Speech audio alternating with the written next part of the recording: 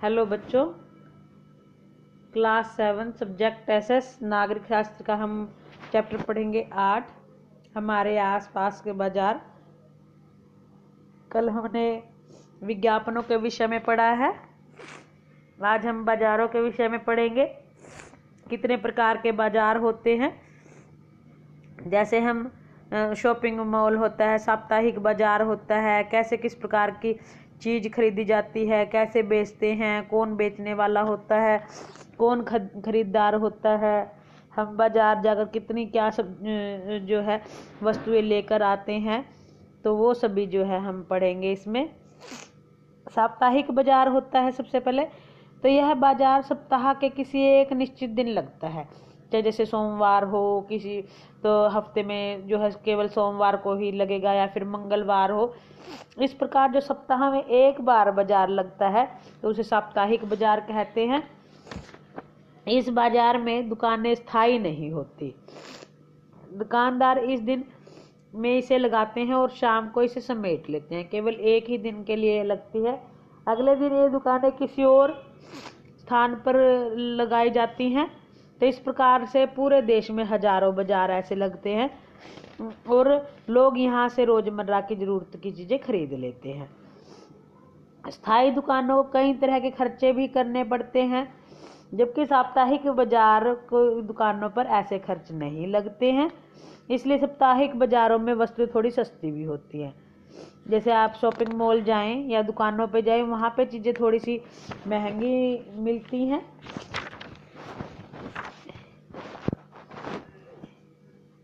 स्थायी दुकानों का किराया है, बिजली का बिल है, सरकारी शुल्क है, ये सब देना पड़ता है उन्हें। इन दुकानों पर काम करने वाले कर्मचारी होते हैं, नौकर होते हैं, उनकी तनख्वाह भी फिर खर्चों से ही निकालनी पड़ती है। साप्ताहिक बाजार जो होते हैं उसमें दुकानदार अपनी वस्तुओं को अपने घरों में ही रखते हैं। इनको घर वाले वस्तुओं की रख रखाव में सहायता भी करते हैं।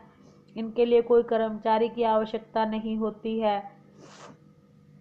साप्ताहिक बाजार में एक ही तरह के सामानों के लिए कई दुकानें भी होती है, जिससे थोड़ा बहुत आपस में प्रतियोगिता भी होती है।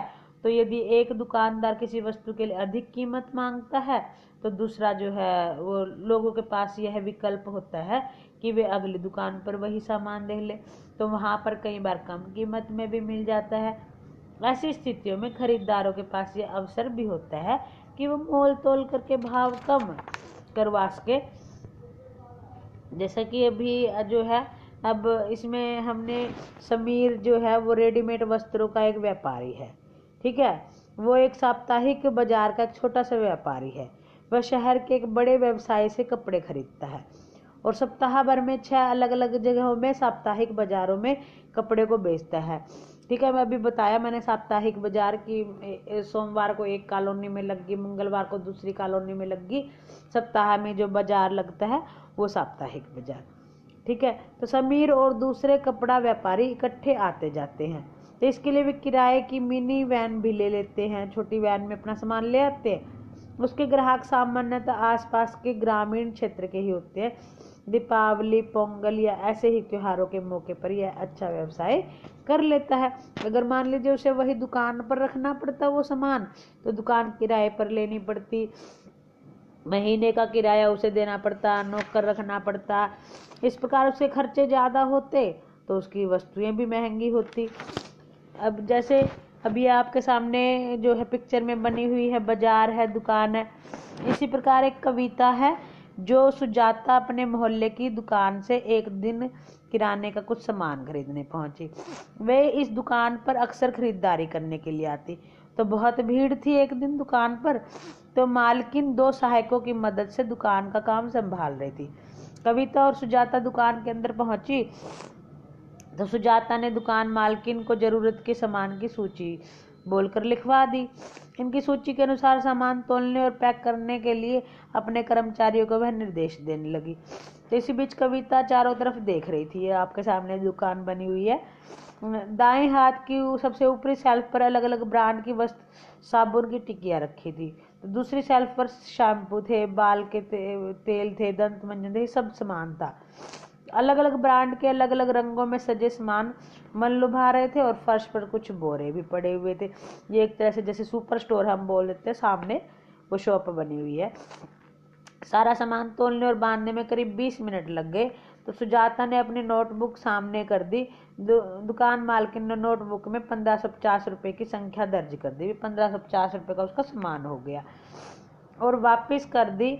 उसने अपने बड़े रजिस्टर में यह भी संख्या लिखकर रख ली।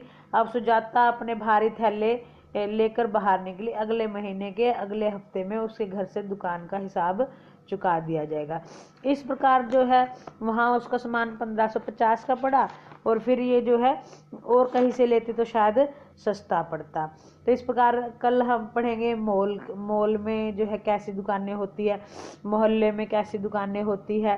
तो इस प्रकार से जैसे कुछ आपको एक दो चीज़ें नोट करनी है कि सुजाता नोटबुक लेकर दुकान में क्यों गई, किस लिए गई, क्योंकि उसे अपना हिसाब रखना था। तो आपके मोहल्ले में किस प्रकार की दुकानें वो आपको बताना है कि आप उनसे क्या लिखते हैं। ये सभी आपको एक दो चीज़ें आपको बतानी है। बाकी का हम कल पढ़ेंगे। शॉपिंग कॉम्प्लेक्स के बारे में पढ़ेंगे, मॉल के विषय में पढ़ेंगे, आपके मोहल्ले की दुकानों के विषय में पढ़ेंगे। ये सब जो है हम कल पढ़ेंगे। धन्यवाद बच्चों। आपको ये चैप्टर अच्छे से यहाँ तक रीड करना है।